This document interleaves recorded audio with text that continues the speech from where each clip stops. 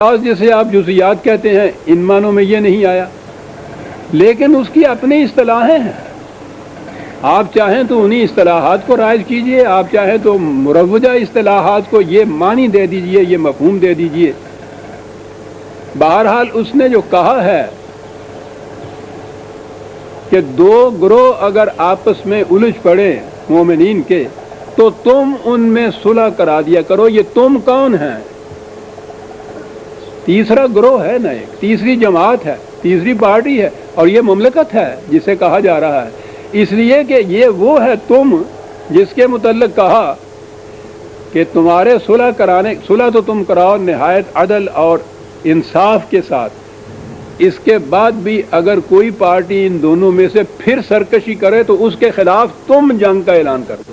یہ تم آ رہا ہے اس درمیان میں، تو نظر آیا کہ یہ جو تم ہے اس کی موجودگی کا نام ہے صحیح معنی میں ملت اسلامیہ کا نظام۔ یہ اگر تم درمیان میں نہ رہے تو انتشار ہو جائے۔ کیا ہو رہا ہے آج کی تاریخ میں بات سمجھ میں آ جائے گی۔ قریب 2 سال ہو گئے ہیں نا ایران اور عراق کی لڑائی، 2 مومنوں کی مملکتیں لڑ رہی ہیں آپس میں، طائفہ دان نہیں، یعنی وہ تو چھوٹے چھوٹے سے کوئی گروہ ہوتے ہیں جن میں آپس میں جھڑپ ہو جاتی ہے۔ 2 مسلمانوں کی مملکتیں 2 سال سے لڑ رہی ہیں۔ یہاں کہا یہ ہے کہ تم ان میں صلح کراؤ، اور اس صلح کے بعد اگر پھر کوئی سرکشی پہ اتر آئے تو تم اس کے خلاف اعلان جنگ کر دو۔ یہ تم ہے نہیں موجود۔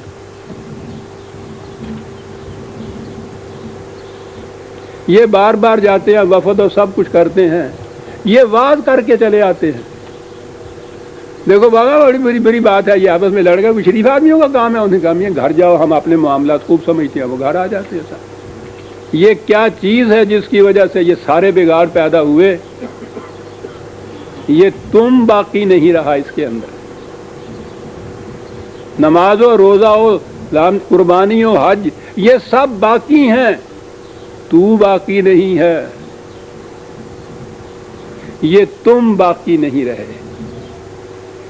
یہ تم اس پوزیشن میں ہونے چاہیے کہ کہیں بھی اگر آپس میں یہ الجھ پڑتی ہے 2 جماعتیں مومنین کی تو وہ ان کے اندر اٹھ کے صلح کرائیں، اور ان کے پاس اتنی قوت ہونی چاہیے کہ پھر جو سرکشی برتے تو اس کے خلاف اعلان جنگ کرے، تاکہ وہ اس صلح کی ٹرمز کے اوپر واپس نہ لوٹائے۔ اگر وہ ایسا کرے تو کہا پھر انصاف کے ساتھ ان میں صلح کرا دو۔ یہ موجود جو ہے تیسری پارٹی جس کو قرآن تم کہتا ہے، سارے قرآن میں آپ دیکھیے جہاں جہاں سزاؤں کا ذکر ہے، مثلا یہ چیز زانی کی سزا ہے کہ وہ 100 درہم مگر، میں انہی کے الفاظ قرآن کے لیتا ہوں، چور کی سزا ہے ہاتھ کاٹ دو۔ کہیں یہ نہیں کہا کہ وہ عدالت یہ فیصلہ کرے، پھر ایک ایگزیکٹو ہو نظامی انتظامیہ وہ ان کے فیصلے پر عمل درآمد کرے، پھر وہ ایک جیل خانے کے اندر کوئی ہو جو ان کو یہ سزا دے، پھر کوئی ایسا ہو کچھ نہیں۔ قرآن نے یہ طریق، یہ عدالت کے الفاظ وغیرہ بھی نہیں ہے، تم یہ کرو۔ اس کے بعد یہ تم کون ہیں؟ یہ امت اسلامیہ ہے جس کی حیثیت ایک مملکت کی ہوتی ہے۔ یہ حیثیت اس امت کی نہیں رہی ہے، باقی اسلام باقی نہیں رہتا، پھر وعظ و نصیحت رہ جاتی ہے۔ امر بالمعروف و نہی عن المنکر، علماء حضرات کہتے ہیں یہ ہمارا فریضہ ہے۔ کیسے ادا ہوتا ہے؟ مسجدوں میں ممبروں سے واعظ کہتے ہیں، اور اس کے بعد کہتے ہیں دیکھو بھیا اللہ میاں کہتا ہے دیکھو خدا کے لیے بابا باز آ جائے کرو۔ یہ اسلام نہیں ہے۔ ایک پارٹی کا وجود تو جو خدا کے قوانین کو نافذ کرنے کی قوت رکھتی ہو، اور جو اس سے سرکشی برتے اس کو سزا دینے کی قوت رکھتی ہو، جو جھک جائے اس کے ساتھ عدل اور انصاف کرنے کی قوت رکھتی ہو، یہ جو ہے قوت رکھنے والی ایک جماعت، وہ الگ جماعت نہیں ہے۔ الگ تو یہ طائفہ تان تھے، جو گروہ تھے جو آپس میں الجھ پڑے ہیں، یہ پوری امت ہے، یہ ملت ہے، یہ عدالت ہے، یہ آپ کے ہاں کا نظام ہے، یہ اسلامی مملکت ہے، اس کا فریضہ یہ ہے۔ یہ موجود ہو تو دین ہے، اسلام ہے۔ اگر یہ قوت موجود نہیں ہے کسی میں، نہ وہ اسلامی مملکت ہے نہ وہاں دین ہے۔ یہ کہا یہ ہے کہ تم ان میں صلح کراؤ، اور اگر وہ اس کے خلاف سرکشی برتیں تو تم ان کے ساتھ یہ کرو۔ یہ تم وہ ہونا چاہیے جس کے پاس یہ اختیارات موجود ہوں کہ وہ یہ کچھ کر سکے. پھر دیکھیے کس طرح سے امت کے اندر خلفشار یا یہ تو قتل کی بات ہے، جھگڑا تک نہیں ہو سکتا صاحب. یہ اس کے موجود نہ ہونے کی وجہ سے یہ ہوا. تم صلح کرو، یہ موجود نہیں ہے تو وہ 2 سال آپ کہہ رہے ہیں پتہ نہیں قیامت تک آپس میں لڑتے چلے جائیں گے. اور یہ ساری 1000 سالہ تاریخ آپ کی جو ہے مسلسل جنگیں آپس میں ہوتی چلی آ رہی ہیں مسلمانوں. اب اس کے لیے کھٹکا پیدا ہوا کہ صاحب قتل مومن تو قرآن نے کہا ہے اتنا بڑا جرم ہے کہ اس کی سزا جہنم ابدی، خدا کا غضب، اس کی لعنت، عذاب عظیم. یہ تو یہ ہے.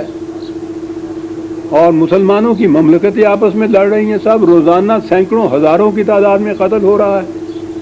تو یہ تو پھر وہ مومن ہی نہیں رہتے. کیا کیا جائے؟ بڑی آسان بات ہے. تاریخ کو مسخ کیا جائے، وزیر روایتیں آپ کے ہاں داخل کی جائیں. کس قسم کی؟ یہ ایک قتل محمد کا ذکر ہے نا قرآن نے، یہ تھا 4/93، 4/93. ایک مومن کے عمدن قتل کی یہ سزا قرآن نے تجویز کی. ایک مومن کے عمدن قتل کی. میدان جنگ کے اندر تو پورے کی پوری جماعت ایک طرف ہوتی ہے، دوسری طرف دوسری مملکت ہوتی ہے، اور عمدن قتل ہوتا ہے جنگ کے اندر تو ساون تو ہوتا ہی نہیں ہے.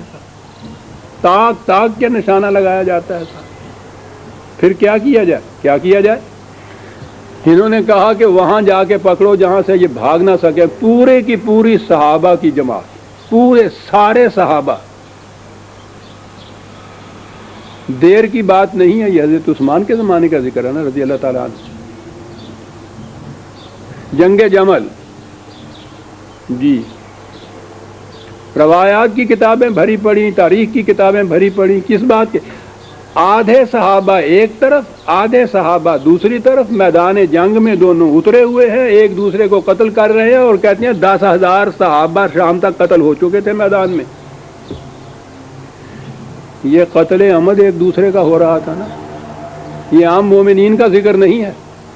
صحابہ کبار کے متعلق یہ کہا جا رہا ہے جن کے مومن حقہ ہونے کی شہادت قرآن میں خدا دے رہا ہے. کہا ہے ان کے لیے ہم نے جنت تیار کر رکھی ہے، ہم تو ان کے آنے کا انتظار کر رہے ہیں. مومن حقہ رضی اللہ عنہ و رضوا عنہ، خدا ان سے راضی ہو گیا، وہ خدا سے راضی ہو گیا. یہ ہے وہ جماعت پوری. اس پوری جماعت کو 2 ٹکڑوں میں بانٹ کے ایک دوسرے کے سامنے میدان جنگ میں جا کے کھڑا کر دیا.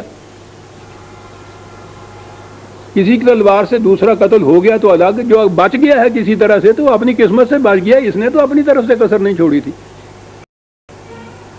بعضوں کو اس نے قتل کر دیا، بعضوں کو عمدن قتل کرنے کے لیے آگے بڑھا، وہ بچ گئے کسی طرح سے. تو بات تو ایک ہی ہوئی. اور سارے صحابہ، ان میں سے تو ایک بھی نہیں بچتا. عزیزان من،